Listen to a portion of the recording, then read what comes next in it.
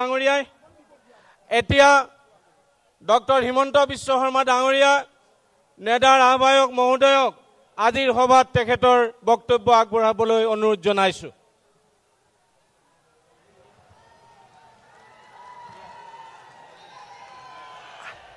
আজিৰ সভাত আমাৰ মাজত উপস্থিত থকা ভাৰতবৰ্ষৰ বিশ্ব বৰেণ্য নেতা প্ৰধানমন্ত্ৰী নৰেন্দ্ৰ মোদী ডাঙৰীয়া, আমাৰ মাজত উপস্থিত থকা ভাৰতীয় জনতা পাৰ্টি, অসম গণ পৰিষদ, বড়োলেণ্ড পিপুলছ ফ্ৰণ্টৰ জ্যেষ্ঠ কাৰ্যকৰ্তাসকল, সন্মানীয় বিধায়ক মন্ত্ৰীসকল, আজি আমাৰ মঙলদৈ আৰু গুৱাহাটী লোকসভা সমষ্টিৰ দুইগৰাকী প্ৰাৰ্থী দিলীপ শইকীয়া ডাঙৰীয়া, কুইন উজা বাইদেউ, সভাস্থলীত উপস্থিত হাজাৰ হাজাৰ আমাৰ দলৰ শুভাকাংক্ষী আইসকল, দেউতাসকল আৰু যুৱক যুৱতী বন্ধু বান্ধৱীসকল, পোনপ্ৰথমে আপোনালোকক আমি বহাগ বিহুৰ শুভেচ্ছা যাচিছো। এটা দীঘলীয়া হাত চাপৰিৰে আমি প্ৰধানমন্ত্ৰী নৰেন্দ্ৰ মোদী ডাঙৰীয়াক অসমৰ মাটিলৈ আদৰণি জনাইছো।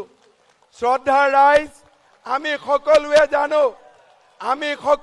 জানো যে আজি ভাৰতবৰ্ষৰ ৰাইজে প্ৰধানমন্ত্ৰী মোদী ডাঙৰীয়াক দ্বিতীয়বাৰ প্ৰধানমন্ত্ৰী হিচাপে চাব বিচাৰে।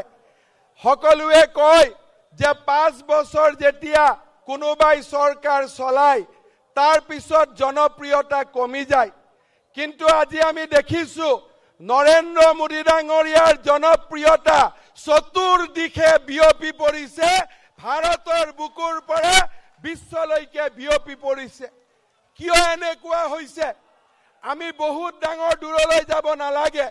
সকলোৱে জানো কংগ্ৰেছৰ যেতিয়া চৰকাৰ আছিল, মুম্বাইত কাছাবে আহি AK-47 আবাল বৃদ্ধ বনিতা, গৰ্ভৱতী মহিলা, কেঁচুৱালৈকে হত্যা কৰিছিলে। কংগ্ৰেছ দলে কোনো ব্যৱস্থা নললে, পাকিস্তানক তেওঁলোকে ভয় কৰিলে। আৰু আজি যেতিয়া পুলৱামাত 40 গৰাকী CRPFৰ জোৱানক পাকিস্তানে হত্যা কৰিলে, আমাৰ এই অঞ্চলৰ শ্বহীদ মনেশ্বৰ বসুমতাৰী ডাঙৰীয়াৰ মৃত্যু হ'ল। নৰেন্দ্ৰ মোদী ডাঙৰীয়াই নীৰৱে বহি নাথাকিলে। পাকিস্তানলৈ 16খন বিমানেৰে পাকিস্তানলৈ আমাৰ বায়ু সেনা গ'ল আৰু পাকিস্তানত সন্ত্ৰাসবাদীৰ ঘাটি ধ্বংস কৰি ভাৰতৰ বুকুলৈ এজনো সৈন্যৰ অলপো ক্ষতি নোহোৱাকৈ উভতি আহিল। এয়া হৈছে ৰাজনৈতিক নেতৃত্ব। শ্ৰদ্ধাৰ ৰাইজ, নৰেন্দ্ৰ মোদী ডাঙৰীয়াই 5 বছৰৰ ভিতৰত বগীবিলৰ দলং সম্পূৰ্ণ কৰিলে, ধলা শদিয়াৰ ভূপেন হাজৰিকা সেতুৰ নিৰ্মাণ সম্পূৰ্ণ কৰিলে, শৰাইঘাটৰ দ্বিতীয় দলং নিৰ্মাণ সম্পূৰ্ণ কৰিলে।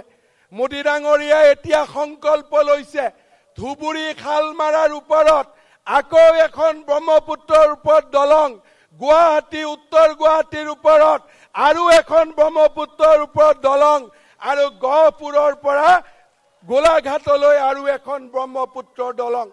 শ্ৰদ্ধাৰ ৰাইজ, মনমোহন সিং ভাৰতৰ প্ৰধানমন্ত্ৰী আছিলে, অসমৰ সংসদ আছিলে, কেতিয়াও ডিঙিত গামোচা লোৱা আমি দেখা পোৱা নাছিলো।